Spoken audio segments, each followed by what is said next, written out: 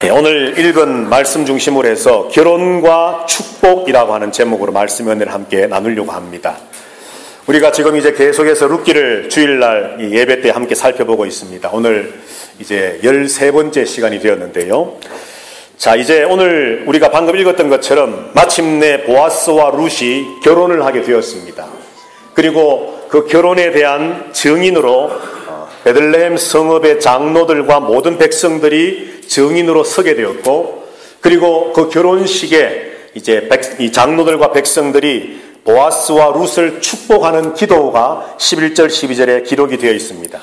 자, 이렇게 결혼과 또 축복에 관한 결혼 당사자들을 향한 축복의 말씀이 기록되어 있는 이 본문 말씀을 중심으로 해서 이제 하나님께서 룻기를 통해서 우리에게 정말 주시기를 원했던 그 원래의 그 메시지, 한 개인의 일과 한 가정의 일에서 시작되었던 이야기로 시작되어졌지만, 이제 하나님께서 원래의 이 보아스와 룻의 이야기를 통해 오늘 이 시대를 살아가는 성도들에게 주시고자 했던 그 메시지를 이제 우리가 드디어 이제 발견하게 됩니다.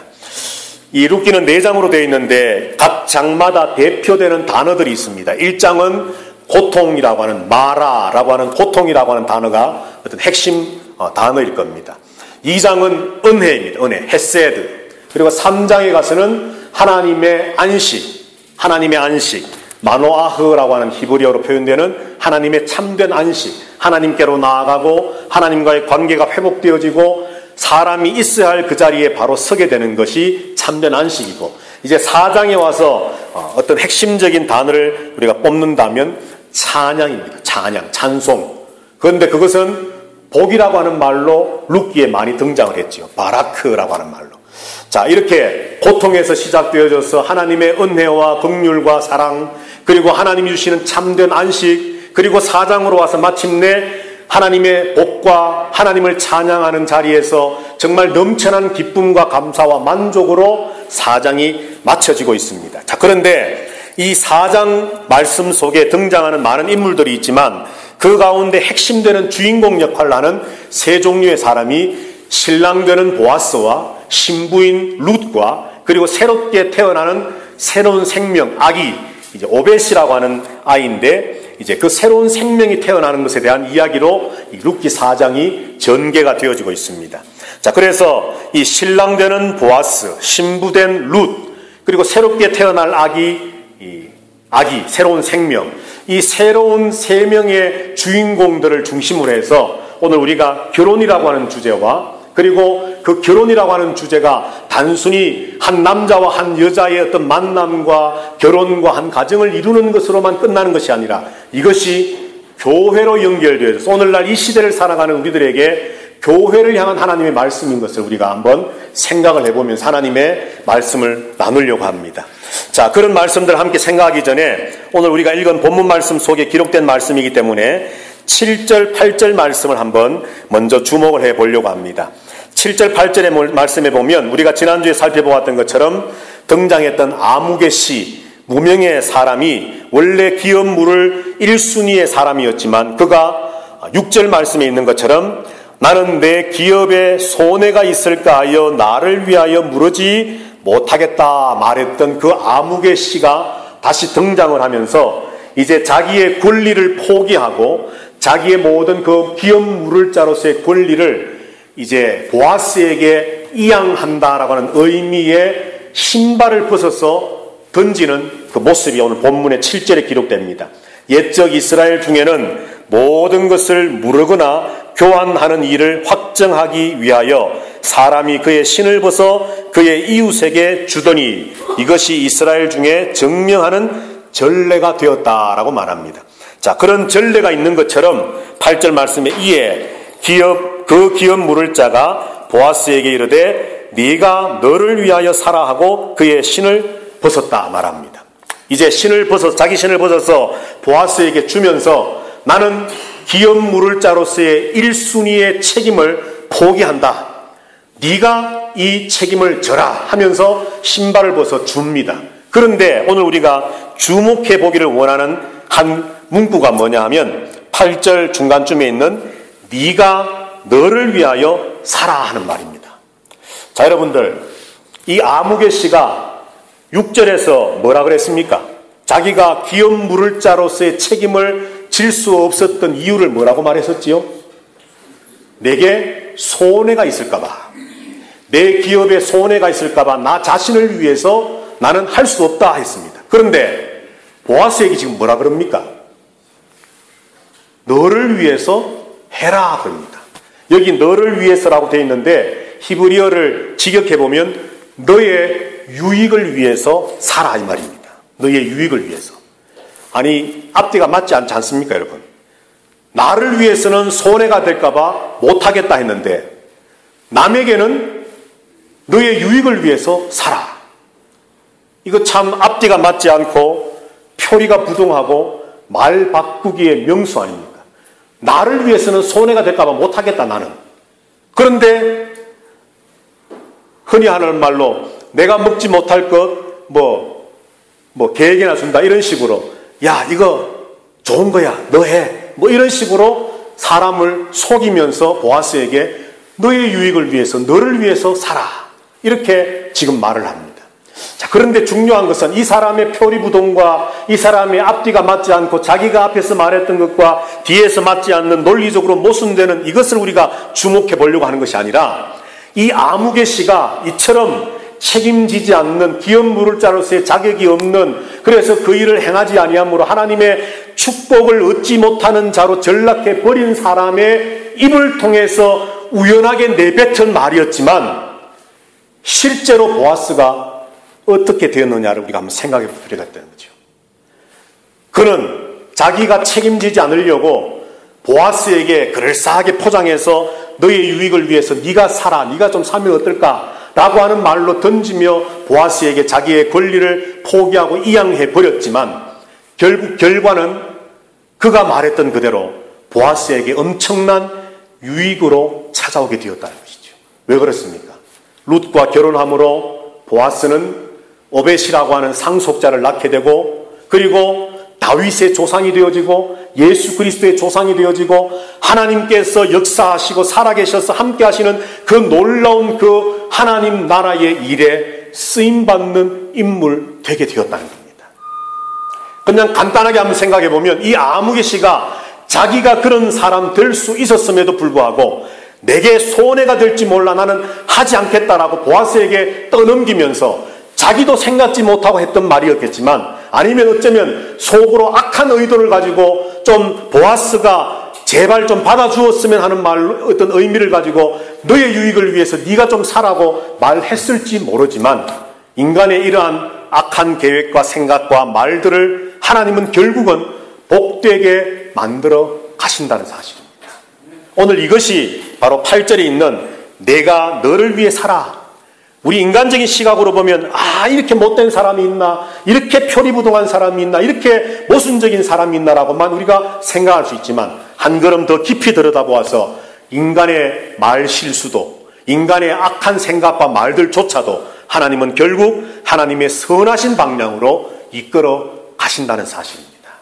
오늘 이것을 믿으시고 여러분들 우리가 살아가는 삶의 순간순간마다 혹여나 여러분들 성경에 보면 이런 말이 있습니다. 예수님께서 제자들을 전도여행을 보내시면서 어느 집에 들어가든지 그 집을 위해서 평안을 빌라 말씀을 합니다. 그러면서 뭐라고 말씀합니까? 너희가 빈 그 평안이 그 집에 합당하면 그 집에 임하겠거니와 합당치 아니하면 너희가 빈 그 평안이 어떻게 된다 그랬습니까? 너희에게로 돌아올 것이다. 시편 35편 말씀에 보면 다윗이 기도합니다. 하나님 내 원수가 나를 이렇게 괴롭힙니다. 내가 죽기를 바라고 기다리고 있습니다. 내 원수들이 나를 애워싸 나를 힘들게 합니다. 그러나 나는 내 원수가 병들었을 때 그들을 위하여 기도하였더니 그 기도가 내게로 돌아옴을 감사합니다. 다윗의 기도였습니다.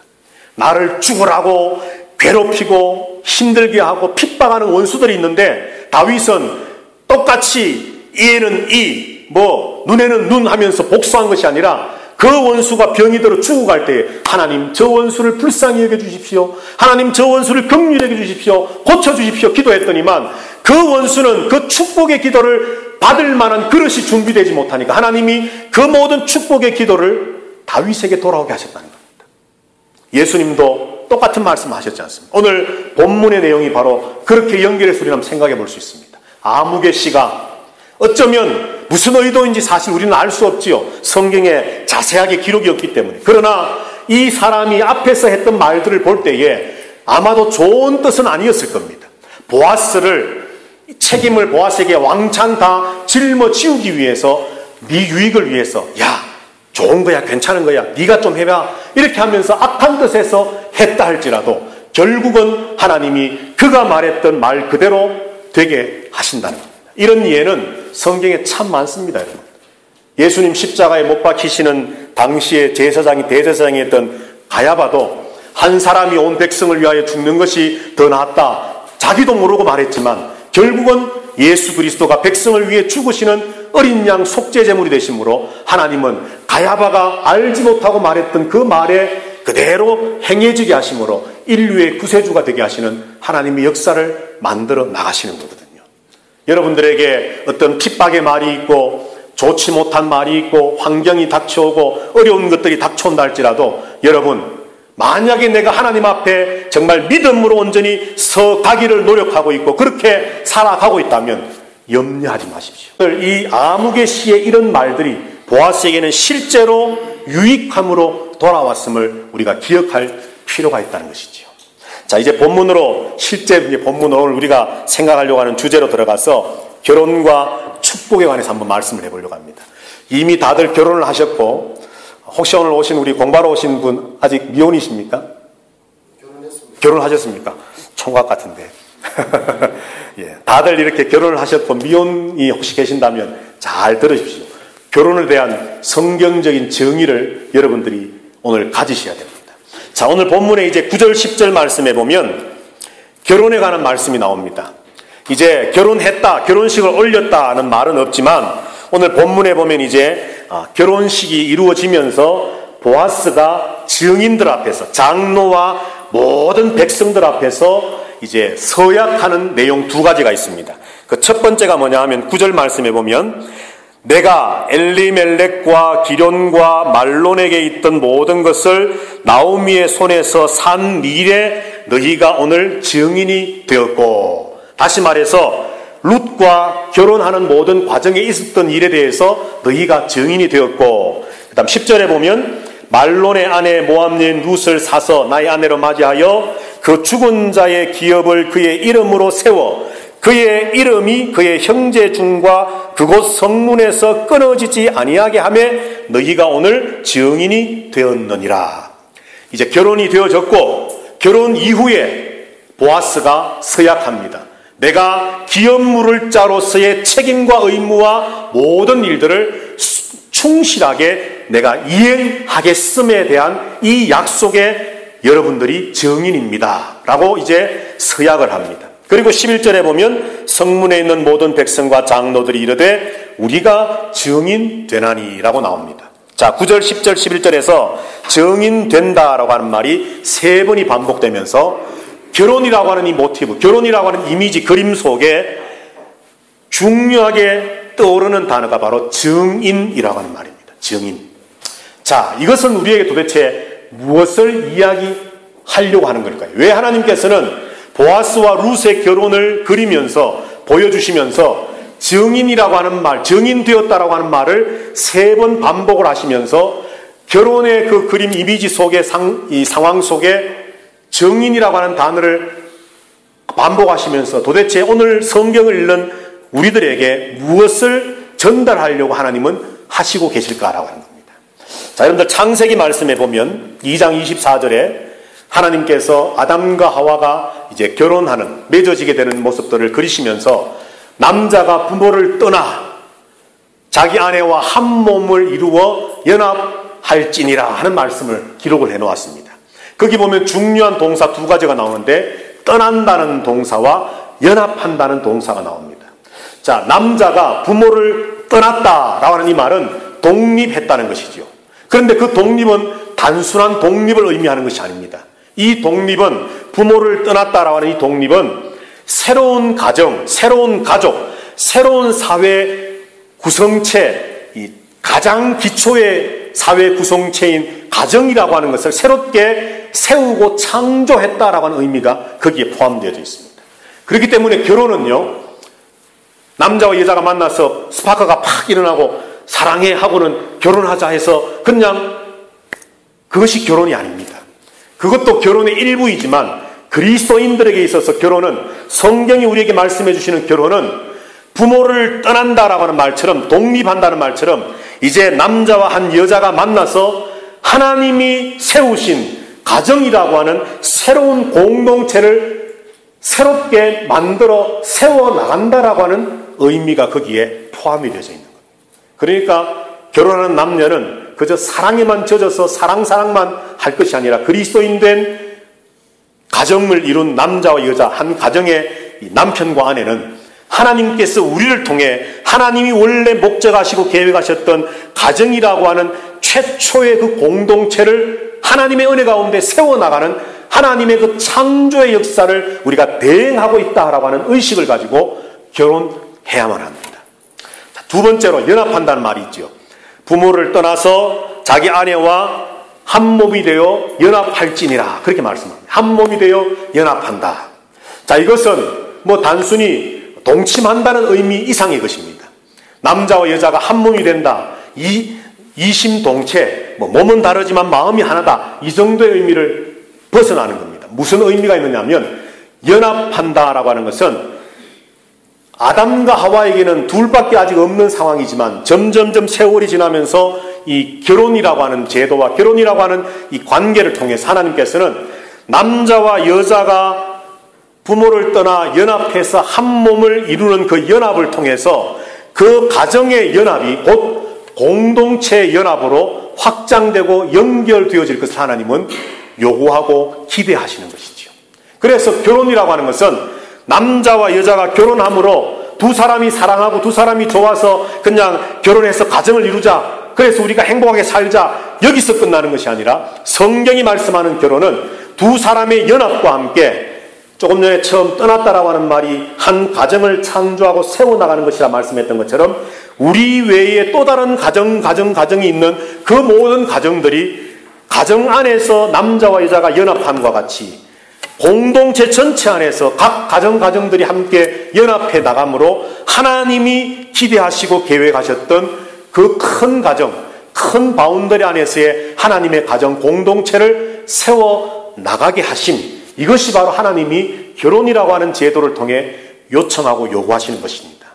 그래서 오늘날도 결혼을 할 때에 앞에서 주례하는, 교회식으로 한다면 목사님이 결혼을 주례를 마치고 마지막에 서약을 시키지 않습니까? 신랑 신부에게. 그런데 그 서약이 목사에게 하는 게 아니거든요. 사실은 하나님께 하는 것이고, 하객들, 공동체, 결혼에 와서 결혼식을 지켜보고 있는 하객들에게 오늘 성경으로 본다면 장로와 모든 백성들 앞에서 우리의 사랑과 우리의 결혼을 통해 하나님이 우리에게 지어주신 이런 책임과 의무와 사명을 우리가 두 사람이 한 몸 한 뜻이 되어 실행하며 이행하며 살아가겠습니다라고 하는 것을 선언하고 고백하는 것이 바로 결혼의 서약이라는 겁니다. 자, 이런 의미에서 오늘 보아스와 룻의 결혼의 말씀을 기록을 하면서 정인됨이라고 하는 말이 3번 반복되는데, 오늘 본문을 보면 보아스가 서약하지 않습니까? 지금까지 결혼하기까지 엘리멜렉과 기련과 말론에게 있었던 모든 것을 내가 나오미에게 사서 오늘날 룻과 결혼하게 된 이 모든 일에 여러분들이 증인입니다.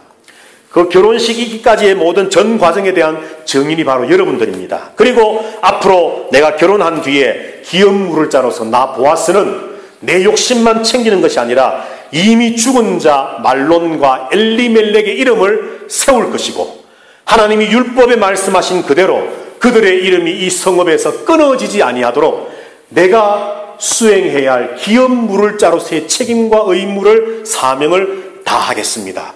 지켜봐 주십시오. 여러분들이 증인입니다. 교회에서 세례를 줍니다, 여러분. 앞에 나와서 성도가 성부, 성자, 성령 이름으로 세례를 받습니다. 그런데 그 세례를 받을 때에 자리에서 이렇게 세워서 예수 그리스도를 당신의 구주로 영접하기를 서약하십니까? 아멘. 말씀대로 살기를 서약합니까? 아멘. 교회의 치료와 번증에 순종하시기를 원하십니까? 아멘. 서약합니다. 자, 그런데 여러분들, 이것이 조금 전에 말씀드린 것처럼 목사에게 약속하는 것이 아니거든요. 하나님과 교회 공동체 앞에서 서약하는 겁니다. 이게 무슨 의미인지 아십니까, 여러분? 오늘 증인들이 있고 결혼하는 보아스와 룻이 있다는 이 상황과 교회 안에 결혼식을 하든 세례식을 하든 어떤 예식 속에서 서약을 할 때의 이 모습이 서로 같습니다. 잘 보십시오.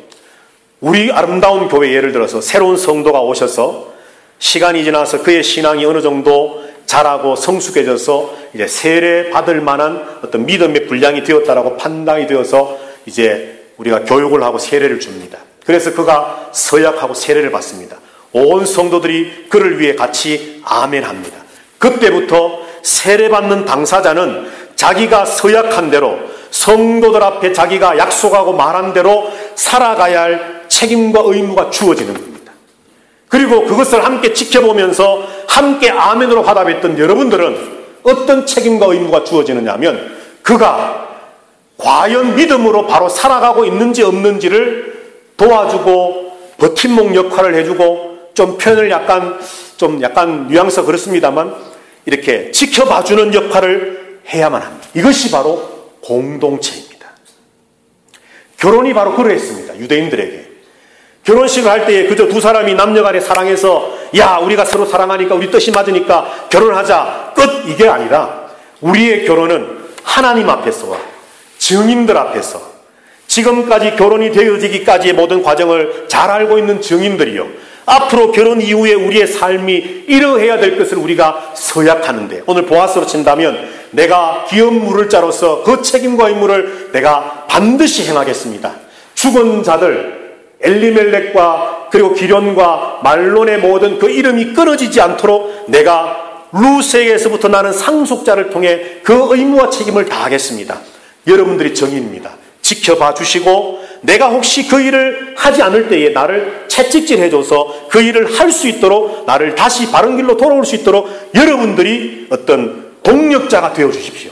이것이 바로 유대인들의 결혼이요, 성경이 말씀하는 결혼입니다. 오늘날 결혼은요, 남자 여자가 결혼을 해서 살게 될 때에 어떤 어려움이 올 수가 있거든요. 내 입안에 있는 혀도 우리가 깨물 때가 있는데, 그럴 때 증인이 왜 필요하냐면, 오늘날은 참 너무나도 개인화되고 이기적인 세상이 되어서 효력이 상실되어졌습니다.만 만약에 부부 사이에 어떤 파경이 오게 될 때에 이 증인들의 역할은, 성경에서 말하는 증인들의 역할은 너희가 너희 말로 고백하고 서약하고 말했지 않느냐, 약속을 지켜라 라고 하는 어떤 소위 오늘날로 말하면 배심원 같은 역할을 하는 사람이 증인들입니다. 이것을 교회로 갖다 옮기면 어떤 성도가 어떤 범죄의 자리에, 실수의 자리에, 실패의 자리에 서게 될 때에 한 공동체를 이룬 성도들이라고 한다면 아이고 본인이 알아서 하겠지, 자기 신앙 자기가 지키겠지, 이게 아닙니다.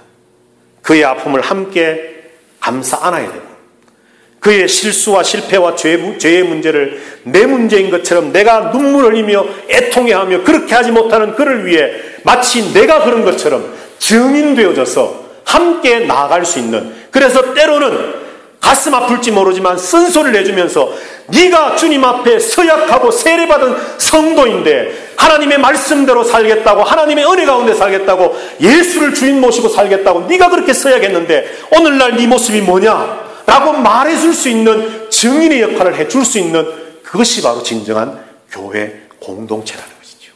하나님은 교회를 통해, 결혼을 통해 교회의 모습을 이렇게 하나님은 비추며 보이기를 원하십니다. 제가 언젠가 말씀했던 것처럼 이 땅에 수많은 기관과 단체들과 모임들이 있지만은 하나님이 직접 만드신 단체는, 모임은 딱 두 개입니다. 뭐라 그랬습니까? 가정과 교회입니다. 사실 국가라고 하는 것도 하나님 만드신 것 아닙니다, 여러분. 인간들이 만든 겁니다, 인간들이. 하나님이 허락하셔서 하나님이 만드신 것은 가정과 교회입니다. 그런데 그 가정은 교회의 원형입니다. 또 뒤집어서 말하면 교회가 또 가정같이 되어져야만 합니다. 이처럼 결혼은 두 사람의 개인적인 문제로 끝나는 것이 아니라 공동체 안에서, 하나님과 공동체 안에서 하나님과의 관계와 이웃과의 관계에서 새로운 가정이 출발되어지면서 이제 우리가 전체 공동체 안에서 책임을 질 수 있는 어떤 의무와 책임을 하는 새로운 가정으로 출발합니다라고 하는 것이 결혼입니다.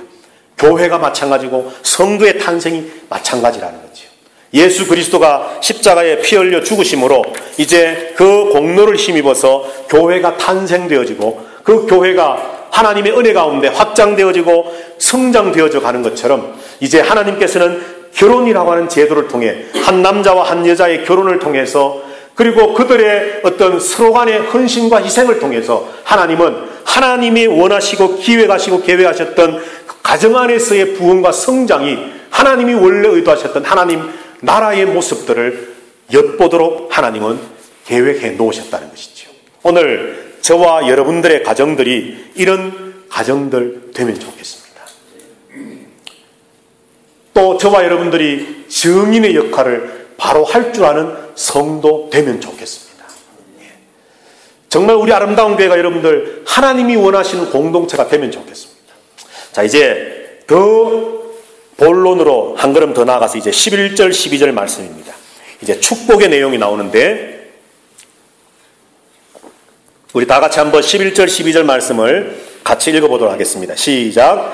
성문에 있는 모든 백성과 장로들이 이르되 우리가 증인이 되나니 여호와께서 내 집에 들어가는 여인으로 이스라엘의 집을 세운 라헬과 레아 두 사람과 같게 하시고 내가 에브라스에서 유력하고 베들레헴에서 유명하게 하시기를 원하며 여호와께서 이 젊은 여자로 말미암아 내게 상속자를 주사 내 집이 다말이 유다에게 낳아준 베레스의 집과 같게 하시기를 원하노라 하니라. 아멘.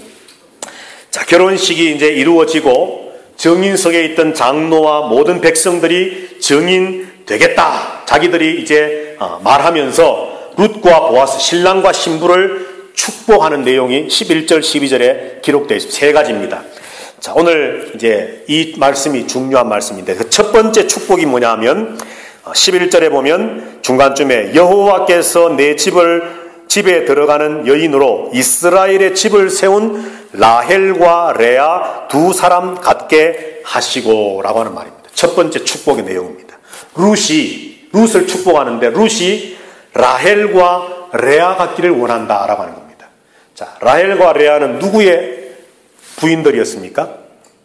예, 야곱의 부인들이었죠. 야곱에게는 사실은 처가 4명이 있습니다. 아내가 4명이 있습니다. 남자들 부러워하지 마십시오. 자, 4명이 있는데 두 사람은 레아와 라헬의 시녀들이었기 때문에 일단 우리가 생각하지 않는다고 보면 레아와 라헬이 있는데 언니 레아와 동생 라헬이 있는데 그 두 여인을 통해서 8명의 아들이 출산이 됩니다. 그리고 또 이제 다른 그 시녀들을 통해서 4명의 아들들이 태어나서 12아들이 태어나서 그들이 이스라엘의 12족장이 되어져서 이스라엘의 기초가 되어지지요. 자, 그래서 유대인들에게 있어서 이스라엘 사람들에게 있어서 레아와 라헬과 레아 그러면 뭐 여러 가지 많은 어떤 상징성을 가지겠지만 그 중에 한 가지가 바로 자녀 출산의 축복을 상징하는 여인들이었습니다. 8명이나 라헬은 요셉과 베냐민 둘밖에 못 낳았지만은 레아는 6명의 아들을 낳았거든요. 르우벤부터 시작해서 스불론까지 6명의 아들을 낳아서 이렇게 두 여인이 8명의 아들을 낳아서 참 많은 자녀를 출산했음에 대한 어떤 그런 축복을 이야기할 때에 라헬과 레아를 이야기합니다. 그런데 오늘 본문은 하나님께서 장로들과 백성들을 통해서 룻을 축복할 때에 단순하게 룻이 레아와 라헬 두 사람 같게 하시기를 원한다라고 축복한 것이 아니라 그 앞에 수식어가 하나 있습니다. 뭡니까 여러분? 성경을 보시면 이스라엘의 집을 세운 라헬과 레아 같기를 원한다. 자, 라헬과 레아가 이스라엘의 집을 세웠다. 이 말은 1차적으로는 그들의 아들들이 12족장의 조상이 되어서 12지파, 12지파가 되어서 이스라엘의 어떤 전체 나라, 이스라엘을 이루는 어떤 근간, 뿌리가 되었다라고 하는 의미가 1차적인 의미일 것입니다. 그런데 이것이 오늘날 교회인 우리들에게 한번 적용을 해본다면 어떤 식으로 우리가 받아들일 수 있겠습니까? 신부된 룻, 신랑된 보아스, 예수 그리스도가 신랑 되시고 신부된 교회, 우리가 룻과 같은 신부된 입장인데 교회, 오늘 성도인 저와 여러분들이, 그러면 장로와 모든 백성들이 신부인 룻에게 이스라엘의 집을 세운 라헬과 레아 같기를 원한다. 신랑 대신 예수 그리스도를 믿고 따르고 의지하며 나가는 믿음의 성도인 우리들, 오늘날 교회인 우리들이 룻에게 주셨던 축복 그대로를 우리에게 받아서 적용을 해본다면 그저 많은 아이를 놓고 사람 숫자 많아지는 그것만이 아니라 1차적으로 그것만이 아니라 분명히 오늘 수식하기를 이스라엘의 집을 세운 레아와 라헬 그랬다면 이것이 영적으로 우리에게 어떤 의미를 주는 걸까요? 아시면서 말씀을 해보십시오.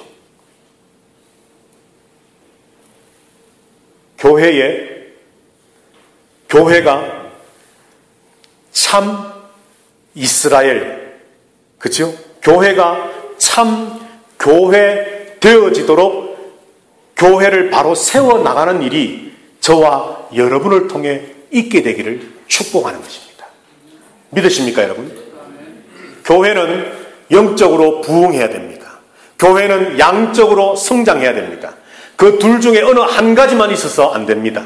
교회는 양적으로도 날마다 믿는 자의 수가 참 신앙을 고백하고 예수 그리스도를 주로 영접하여서 믿는 자의 수가 점점점 늘어나는, 그래서 믿는 자의 수가 늘어나는 성장의 역사도 있어야 됩니다. 그런데 오늘날 교회들은 여기에 너무 포커스를 두고 있습니다. 성장에만. 그러나 사실 교회가 더 어쩌면 둘 다가 중요하지만 어쩌면 수치상으로 이해하기 쉽게 우리가 생각해 본다면 51대 49 정도로 어느 한쪽으로 조금 더 기우는 중요성을 둔다면 영적 부흥에 우리는 무게를 두어야만 합니다. 교회가 구약의 이스라엘의 집이 세워짐과 같이 영적 이스라엘, 참 이스라엘, 하나님의 참된 교회로서 영적으로 바로 세워지지 못하면서 숫자만 많아져 간다면 사실은 하나님이 원하시는 모습이 아니라는 거죠. 오늘 하나님은 룻에게 축복하시면서 많은 축복이 있었겠지만 레아와 라헬 갖기를 원한다. 많은 자녀를 출산하기를 원한다. 그러나 하나님이 원래 의도하셨던 바는 그 12지파의 족장들을 통해 이스라엘의 집이 세워졌던 것처럼 룻을 통해 태어나는 그 자녀들을 통해 하나님의 집이, 오늘날로 친다면 하나님의 교회가 참 이스라엘이, 영적 이스라엘이 하나님이 기뻐하시는 교회로 바로 세워지고 바로 부흥하고 바로 성숙해 자라기를 원한다라고 하는 말씀 우리에게 주시는 겁니다.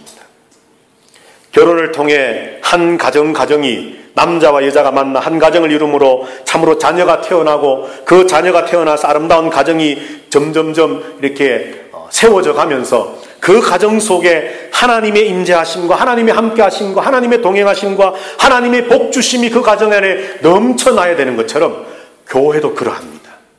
교회 공동체는 모여있는 성도 한 사람 한 사람의 역할을 통해 그들이 가지고 있는 직분과 역할과 모든 것들 달란트를 통해서 교회가 하나님이 원래 꿈꾸셨던 참 이스라엘로서 바로 성장해 가야만 한다는 겁니다.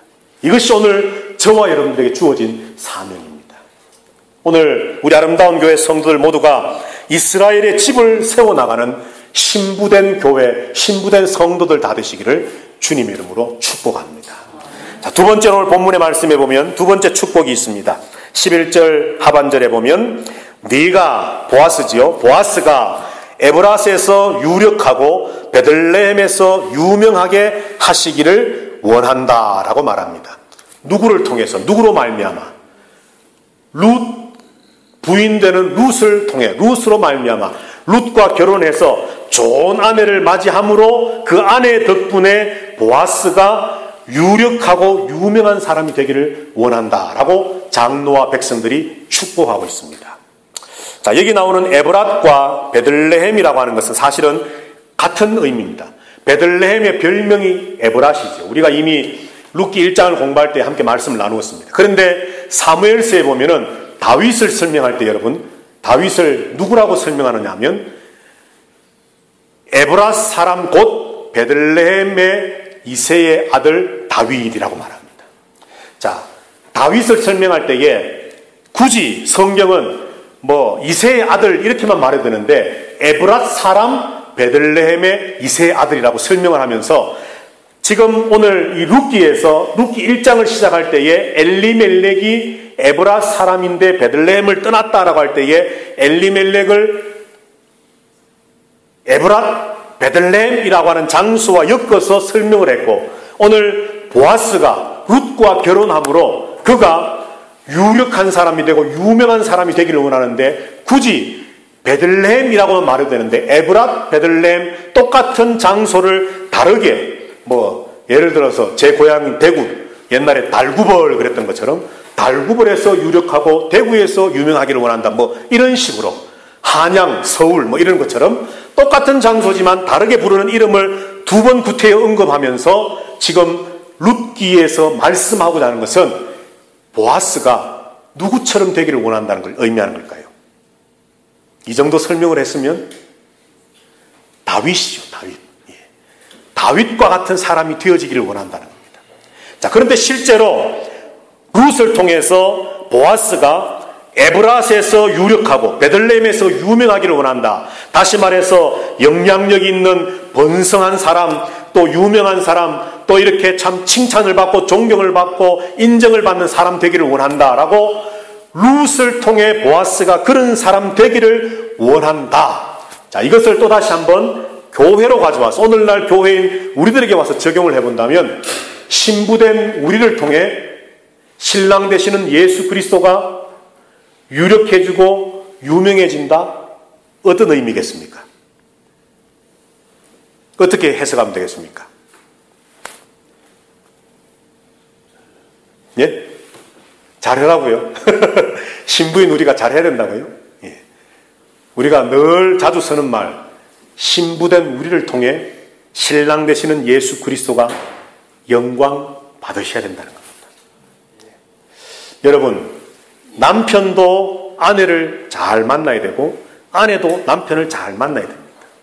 여기서 잘 만난다는 것은 여러분들 흔히 세상 사람들 생각하는 그런 것이 아니라 서로가 서로의 부족함을 채워주면서 아내는 남편을 세워주고 남편은 아내를 세워주는 참 이상적인 부부 가정이 되어져야 되는데, 오늘 사람들이 장로들과 백성들이 축복할 때에 보아스가 유력한 사람, 영향력을 끼치는 사람, 유명한 사람, 칭찬과 존경받는 사람 되기를 원하는데 누구를 통해? 룻을 통해 그렇게 되기를 원한다는 겁니다. 오늘날 성도를 통해 이미 영광 중에 계신 분이고 영광 자체이신 하나님이신 주님이시지만 신랑 되신 그분께서 신부된 저와 여러분을 통해 우리 아름다운 교회를 통해 영광 받으시는 일이 있게 되기를 주님은 요구하고 계신다는 사실입니다. 이것이 바로 결혼이라고 하는 한 가정의 이야기가 교회라고 하는 공동체로 이렇게 옮겨오면서 교회된 신부된 성도들이 주님, 신랑 되신 주님 앞에서 우리의 모습과 삶이 어떠해야 될 것인가를 우리에게 가르쳐 주는 것입니다. 자, 마지막 세 번째가 12절 말씀에 있는 내용인데요. 12절 말씀에 보면 여호와께서 이 젊은 여자로 말미암아 내게 상속자를 주사 내 집이 다말이 유다에게 낳아준 베레스의 집과 같게 하시기를 원하노라 하니라. 아멘. 참 사실 이 12절 말씀은 긴 설명이 필요합니다. 그런데 보니까 시간이 좀 많이 갔는데요. 자, 여러분들 묻겠습니다. 다말과 유다 정상적인 관계입니까? 아닙니까? 절대 아니죠. 어떤 관계입니까? 시아버지와 며느리입니다. 유다에게 세 아들이 있었거든요. 첫째 아들과 다말이 결혼을 했는데 그만 자녀를 놓지 못하고 병들어 죽어버렸습니다. 하나님이 말씀하신 유대인들의 법에 의하면 첫째 아들이 그렇게 죽어버리면 그 형수가 아직 결혼하지 않은 동생과 결혼을 해서 자손을 이어가야 됩니다. 그런데 유다의 둘째 아들도 그만 죽어버렸습니다. 자손을 못 놓고. 그런데 마지막 남은 셋째가 너무 아직 어려서 유다가 약속을 합니다. 너희 집에 친정에 돌아가 있으면 이 셋째가 장성해서 결혼할 나이가 되면 그때 너를 다시 불러서 이제 상속자를 낳을 수 있도록 하겠다. 세월이 흘렀지만 시아버지 유다가 소식이 없습니다. 다말이 기다리다 못해서 생각해낸 묘수가 내가 창녀처럼 분장을 해서 아버지에게 다가가서, 시아버지에 다가가서 내가 후사를 낳아야 되겠다. 결국은 다말이 계획했던 대로 일이 이루어져 버렸습니다. 그리고 낳은 아들이 베레스와 또 다른 아들 쌍둥이를 낳았습니다. 그런데 그때 다말이 지혜롭게 유다에게부터 오늘 당신과 하룻밤을 지낸 정표를 주십시오 하고는 무언가 물건을 하나 받고 돌아갔습니다. 나중에 소문을 들어보니까 자기 며느리 다말이 친정집에서 임신했다는 소식이 들리니까 유다가 노발대발하면서 이런 부정한 일이 있느냐 하면서 다말을 벌하려고 했는데 조용히 다말은 받았던 정표를 보내면서 그날 나와 동침한 내 뱃속의 아이의 아버지는 시아버지 당신입니다. 유다는 아무 말 못하고 그 일을 인정합니다. 이것이 창세기 38장에 기록된 내용입니다. 자, 인간적인 시각으로 본다면 베레스라고 하는 이 아이는 참 오늘날로 어떤 말을 갖다 붙이든 여하튼 간에 좋지 못합니다. 우리 인간적으로 볼 때에. 그런데 하나님은 그를 통해 역사하신다는 거죠. 여러분들 한 가지를 또 한번 생각해 볼까요? 마태복음 1장 말씀에 보면 예수님의 족보가 나옵니다. 그 족보에 여자가 5명 나옵니다. 누구입니까? 다말, 라합, 그리고 우리아의 아내 밧세바, 그리고 룻, 그리고 예수님의 바로 어머니 마리아. 자, 그런데 그 5명 중에서 마리아를 제외한 4명의 여자들 다 어떻습니까, 여러분? 한번 생각을 해보세요. 오늘 성경에 나왔던 다말, 시아버지와 관계를 맺어가지고는 베레스를 낳았습니다. 라합, 뭡니까? 기생입니다, 기생. 하여튼 간에 기생. 자, 그 다음, 우리아의 아내 밧세바, 어떻습니까?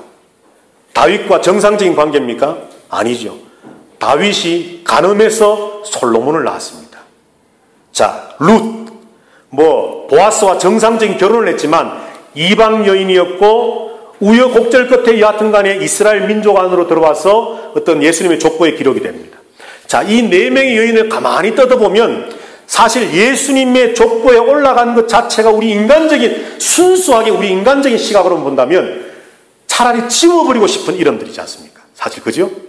간음을 통해서 시아버지와 관계를 맺어서 기생에다가 이방 여인에다가 이건 참 족보책에서 좀 싹 지워버리면 좋을 것 같은 이름들이 예수님의 족보에 올라가 있다는 겁니다. 그런데 하나님의 생각은 달랐습니다. 여러분, 조금 전에 서론에서 제가 말씀드렸던 것처럼 아무개 씨가 자기가 의도했는지 아니었는지 모르지만 보아스에게 네 유익을 위해서 살아 뱉었던 말이었지만 결국은 그것이 보아스에게 유익이 되었습니다. 인간이 시궁창 같은 일들을 만들어내고 이 세상을 냄새나게 썩어가게 만들어도 하나님은 그것들을 바로 펴서 하나님의 원래 계획하셨던 바를 성취해 나가시는 분입니다. 하나님 그것을 우리에게 룻기를 통해 말씀하기를 원하는 겁니다. 오늘 12절에서 장로들과 백성들이 보아스를 축복하면서 이 젊은 여자로 말미암아 상속자를 너에게 주셔서 내 집이 다말이 유다에게 낳아준 베레스의 집과 같기를 원한다는 것은 그 콩가루 지방처럼 네 집안도 되라 이런 의미가 아니라 비록 그런 관계였지만 베레스가 태어남으로 다윗의 조상 되었던 것처럼 너와 룻 사이에 태어난 그 상속자를 통해 하나님께서 놀라운 일들을 행하기를 원하신다는 축복의 말씀입니다. 인간의 시각으로 성경을 보지 마시고 하나님의 시각으로 성경을 보셔야 됩니다. 비록 베레스가 그런 인간적인 방법으로 태어났지만 그 베레스가 베들레헴에 와서 정착해서 베들레헴의 시조가 되어집니다. 그래서 오늘 18절 다음 주에 이제 마지막으로 우리가 룻기를 보면서 말씀을 보겠지만 18절부터 벌써 보면은 다윗으로 이야기가 끝나면서 시작은 베레스에서 시작됩니다. 어떤 중심 역할을 하고 있습니다. 그런데 베레스 자체가 어떤 유명하고 어떤 그런 특별함이 있어서가 아니라 이런 잘못된 인간의 어떤 생각과 행동에 의해서 태어난 인간이라 할지라도 베레스라 할지라도 하나님은 그를 들어 사용하셨다라는 것을 말하고 싶은 겁니다. 오늘 이것이 교회에 적용해 본다면 뭐겠습니까, 여러분? 저와 여러분은 원래 어떤 존재였습니까? 오늘 이 자리에 앉아 하나님을 아빠, 아버지라 부를 수 있는 충분한 자격이 있는 존재들입니까? 아닙니다. 저와 여러분은 죄와 허물로 죽어 멸망되었던 하나님과의 원수들이었습니다. 하나님은 그런 저와 여러분을 위해서 예수 그리스도를 이 땅에 보내시고 십자가에 죽게 하시고 저와 여러분을 예수 그리스도와 동일한 상속자 삼아주셨습니다. 이것이 바로 베레스에게 있었던 역사요. 이것이 바로 보아스와 룻 사이에 태어난 오벳을 통한 역사요. 이것이 바로 다윗과 바세바 사이에 태어난 솔로몬을 통한 하나님의 역사였습니다.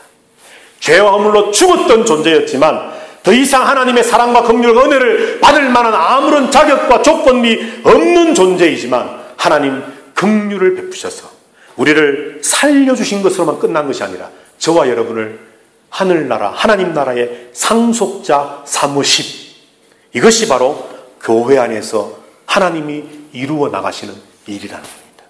인간이 어그러지게 만들고 인간이 삐뚤어지게 만들고 인간이 난장판을 만들었던 이 세상의 역사 속에 하나님은 여전히 살아계십니다.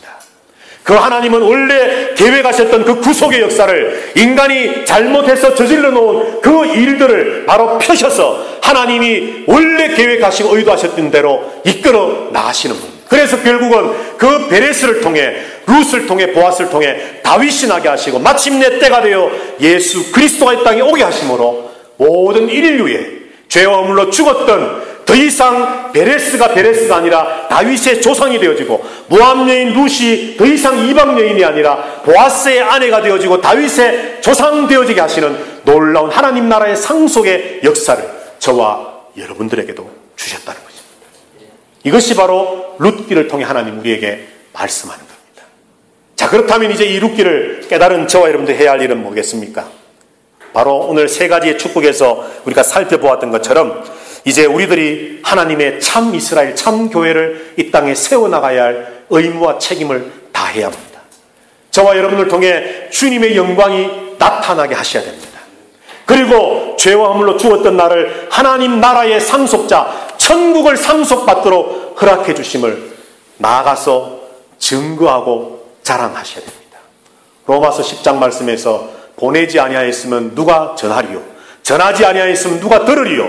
듣지 아니하였으면 어찌 믿으리요? 믿지 아니하였으면 어찌 주님의 이름을 부르리요? 출발은 전함에서부터 시작됩니다. 오늘 교회가 교회되어질 때에 저와 여러분이 정말로 교회를 바로 세워가고 주님 영광을 위해 살고 하나님은 여전히 살아계셔서 이 땅에 온갖 더럽고 추악한 인간의 더러운 역사가 이기는 것처럼 보여지지만 그럼에도 불구하고 하나님은 살아계시고 하나님의 구속의 역사를 진행해 나가고 계십니다는 사실을 세상에 우리가 선포할 때에 하나님 오늘 저와 여러분을 통해 하나님의 놀라운 일들을 만들어 가실 것입니다. 이런 역사의 중심에 우리 아름다운 교회가 그리고 저와 여러분들이 세워지게 되기를 주님의 이름으로 축복합니다.